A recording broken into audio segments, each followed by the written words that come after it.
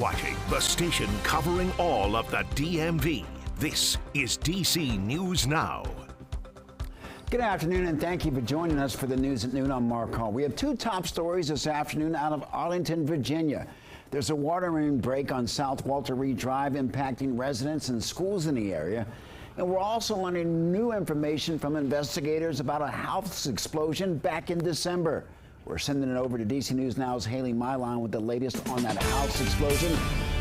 Haley, police had a news conference earlier this morning.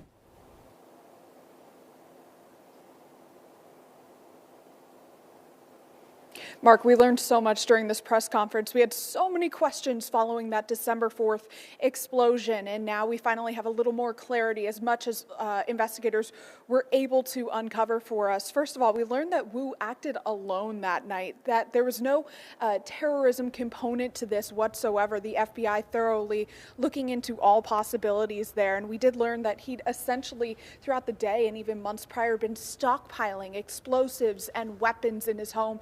And the day of the explosion, he actually covered all of the windows in his home with black trash bags, and we'd heard that, he'd been stockpiling aluminum foil, covering up his home with that as well. So a degree of suspicion and paranoia for James Yu leading up to that day. Now, this all started around 4 in the afternoon on December 4th. People at a nearby park behind the duplex heard gunshots, and an officer actually tried to make contact with Wu, and he couldn't do so. So the duplex was then cleared, and Wu was the only one left. Now, officers breached the door of the home eventually with heavy tactical gear and a ton of units. There were fire units responding as well. They say that they heard Wu yelling from inside of the home, and in that video that investigators presented to us, we could kind of make it out, but they could never determine what Wu was actually saying back. Ultimately, Wu was in his basement when he used an ignition source, undetermined what that source was. It could have been a flare gun, could have been just a regular pistol, and he lit the gasoline to spark that explosion. Now, neighbors were actually present here at the press conference. Their curiosity drew them out. They shared with us just how unusual the entire night was. Yeah, I mean, it's one of the. I mean, clearly it's way off on the far end of crazy things that happen near you, but at the same time, it's so. One of the things that makes it so shocking is it's so out of the norm for our neighborhood, our community, and that kind of aspect. So again, all of the first responders involved that night have been exonerated of any wrongdoing. They said they did everything by the book, trying to make contact with Wu. The burning question here is, why did Wu do it? We've been seeing, social media posts from Wu prior to his death, prior to that explosion, with a lot of conspiracy theories. We do know that he made contact with the FBI several times over the years leading up to the home explosion, but no investigations were ever opened up into Wu's claims. And the police department says they never had any contact with Wu in Arlington, never had any mental welfare checks on him, and never had any prior issues with him. Now, his neighbors are declining to comment, the neighbors who own the other side of the duplex. They won't be providing any comment, but again, this whole incident just shook up much of Ballston, much of Arlington, and now we have a little more clarity as to what happened and how that home exploded. Mark? Haley Milan, thank you very much. Our other top story this afternoon, crews are working to repair a water main break on South Walter Reed Drive. DC News Now's Liberty Zabala has the latest from the scene. Many people in Arlington neighborhoods such as Shirlington and Columbia Forest and others are reporting that they don't have any water, and you can see where crews are working to repair that broken water main, that giant hole in the ground where they are working to fix all of this. Now, even Arlington Public Schools had to operate on a 2-hour delay. Just after 6:30 this morning, Arlington Department of Environmental Services say they identified a 16-inch water main break. The break is at South 4 Mile Run Drive and South Walter Reed Drive. Crews estimate 500 customers may be affected. Many residents experiencing depressurized water or no water at all. Arlington Public Schools also warned they had to operate on a 2-hour delay because of the break. Several schools closed today, including Abingdon, ACC, Barcroft, Claremont, Fleet, Hoffman, Boston, MPSA, Randolph, and Wakefield. All other APS schools remained open. Crews issued a boil water advisory for 15 Arlington neighborhoods you see right here on your screen. They are urging neighbors to bring water to a rolling boil for 1 minute, then cool before use. We spoke with one man who said he heard the water main burst while he was sleeping. We just heard this kind of, not really an explosion, but it was loud, and it woke us both up, and I jumped out of bed. I checked the house. I couldn't figure out what it was. Crews estimate that they should have the repairs completed by 4:45 this afternoon. For now, in Arlington, Liberty Zabala, DC News Now. Liberty, thank you. Weather forecaster Brittany Ward joins us with the latest check on the forecast. Brittany, not a bad start to the weekend. Yeah, not a bad start at all, Mark. Overall, we are going to be seeing lots of sunshine as we head through your day today, and it's also going to be quiet. So here's a look at satellite and radar showing you the overall picture. Yes, we are quiet across the DMV. That was the trend as we head through much of your Friday morning and even heading into the afternoon, all thanks to high pressure just off to our south. This will continue to dominate our weather pattern as we head through your day today, as well as the first half of our weekend. Now, not only are we going to be dealing with quiet conditions out there, but temperatures once again will be on the warm side. We're already seeing them in the upper 70s to mid 80s, 85, currently in the nation's capital. 87 as you head over there to Lexington Park, still holding on to the 70s as you head further off to the north, out towards Hagerstown, Martinsburg,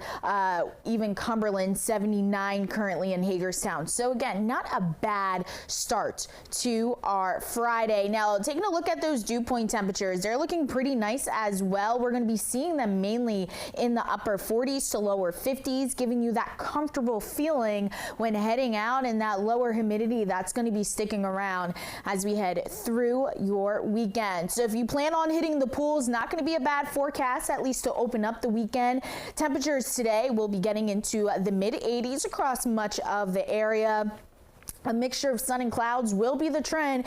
And again, it's not going to be as humid. Then as we kickstart your Saturday, we start to see more wall-to-wall sunshine. Temperature is still going to be holding on to the 80s. Overall, Saturday will be the pick of the weekend. It's going to be a gorgeous day out there. And then as we head into your Sunday, notice those temperatures still going to be holding on to the 80s, but we will be tracking some isolated showers and storms out there. So keep it here. We'll have a full breakdown of that weekend forecast and what to expect heading into next work week coming up in just a bit. All right, Brittany, thank you. Well, cleanup continues in Montgomery County after Wednesday's tornadoes. The storms caused a lot of damage to homes, cars, and so much more. And now many are having to deal with their insurance. DC News Now's Jean-Marie Sasay in Gaithersburg with an update. Well, cleanup is underway in this Gaithersburg neighborhood. Officials say the home behind us suffered the most damage due to this tornado. I'm going to step out the way so you can take a look at how huge the trunks of this tree is that fell on this home. Now, this is one of several homes that suffered from this, and like many others, they're now having to go through their insurance. This was probably the top 5 worst house damage by one tree that I've seen in 21 years. Tree experts spent hours cleaning up large tree pieces from damaged homes today. The whole total tree probably weighed roughly 52,000 pounds. And when it comes to how long it would take for homes to be repaired, well, that all depends on your insurance. So here's what you can do when you're ready to file your claim. Call your insurance as soon as possible. Keep record of everyone you speak to. Ask about advance or living expenses. The Maryland Insurance Administration is encouraging homeowners to get multiple bids from contractors, compare them with adjusters before settling the claim, and also save proof that you paid the deductible. If they're unhappy with the settlement amount, they feel like it's not accurate, or maybe they've had a catastrophic loss where they've lost their home and there's a really high payout amount, that's when they're going to want to look more into getting a public adjuster. And if you want to prevent a big tree from falling on your home or car, you should definitely have an expert come out and take a look at them, make sure that they are healthy, prune if possible, just really be proactive instead of reactive. Now, for more information on insurance claims, you can visit our website, dcnewsnow.com. For now, reporting in Gaithersburg, Maryland, I'm Yamari Sase, DC News Now. Yamari, thank you. Neighbors in Poolesville cleaning up damage from Wednesday's storm. The National Weather Service says that a tornado touched down there around 7:30 p.m. One man says the tornado destroyed around 20 to 30 trees on his farm, but he's thankful that everyone's okay. No people were hurt, no horses were injured. Yeah. So, that's what's important. All of this is a shame, but, we'll get it taken care of. Who says that he's expecting the debris to be cleared soon. New this afternoon, the Maryland Department of Public Service holding a funeral service for Agent David Martinez. Martinez was killed last month after a check-in on a 54-year-old Emmanuel Edward Sewell, a registered sex offender. Sewell was caught and arrested while traveling on I-64 near Hurricane, West Virginia, and is expected to be charged with second-degree murder once he returns. Now, Maryland law enforcement is honoring Martinez's memory at Living World International Christian Church. That's at 11 a.m. tomorrow. That's located at 16819 New Hampshire Avenue in Silver Spring. An update, the teenager accused of plotting mass shootings at 2 Montgomery County schools will not appear in court this afternoon. The hearing was originally scheduled today and to select trial dates. The 18-year-old Alex Yee was indicted yesterday. Yee was arrested back in April after police say that he shared a 129-page manifesto with another person. The book details plans to shoot up Lakewood Elementary School and Wooten High School. That's where Yee was a student. Counselors who worked with Yee say he previously expressed violent thoughts. Well, happening tomorrow, one of Prince George's County Council members helping the immigrant community adjust to life in the U.S. The immigration clinic is happening at 10 tomorrow at the Redeemer's Church of Christ. That's located at 10,001 Aerospace Road in Lanham. The clinic will provide legal consultation with immigration attorneys and help submitting visas and green cards and other important documents. While thinking of attending are recommended to register. Those who are thinking on attending are encouraged to register online. Well, the district is celebrating Pride Month big this weekend, and tonight kicks off the Capitol Pride opening party and festival and events all weekend long. Tonight, the opening party riot kicks off at 9 p.m. on Queens Chapel Road Northeast. And the opening dance party will also feature RuPaul's Drag Race star, Sophia Crystal, and a lineup of other popular performers. The Capitol Pride Parade will take place on Saturday at 3 p.m. through the neighborhoods like Shaw and Logan Circle in D.C. Sunday will be the Capitol Pride concert on America's Main Street. One of the biggest names in all of basketball is in the DMV today. Her name is Caitlin Clark. You may have heard of her. She's on the Indiana Fever, and they're taking on Washington tonight. That game was moved to Capital One Arena to allow more fans to get a ticket. 10,000 fans watched last night's Mystics game, which was their first one at Capital One. Their normal arena can seat just about 4,000 fans. If you're still looking to get a ticket tonight, tickets for the game start at just over $60.